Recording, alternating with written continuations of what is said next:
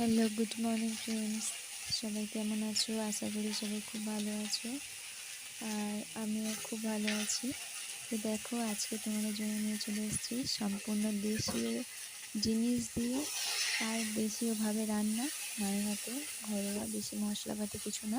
এটা হালকা, সম্পূর্ণ লাইট খাবার, শরীরের পক্ষে খুবই উপযোগী, মানে শরীরকে সুস্থ রাখতে খুবই ভালো এই খাবারটা। তো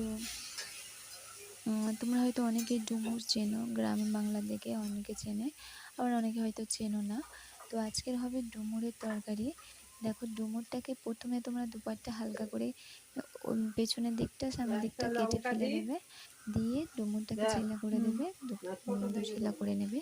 তো পাকা ডুমুর হলে চামচ দিয়ে ভেতরটা ফেলতে হয়, কিন্তু কচি ডুমুরে ফেলতে হয় না। আর পাকা ডুমুর সাধারণত নেয় না, কচি ডুমুরেরই তরকারিটা হয়। তো আমরা কচি ডুমুরগুলোই কেটে নিয়েছি। তো ওর মধ্যে দিয়ে দিয়েছি, দেখো, প্রথমে আলু কেটে নিয়েছি, তারপরে গাজর, সজনা ডাঁটা, তারপরে কাঁচকলা, তারপরে আছে বিন কড়াই, তারপরে দু চারটে কলপো শাকও আছে। এটা খুবই শরীরের পক্ষে ভালো।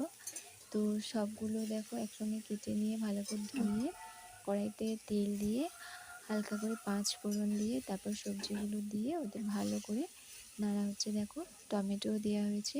তারপর হালকা করে নুন হলুদ দিয়ে ভালো করে কষে জল ঢেলে আর এটাকে চাপা দিলেই রেডি হয়ে যাবে এটা। তারপর তোমরা এটা ভাত দিয়েও খেতে পারো আর শুধুও খেতে পারো।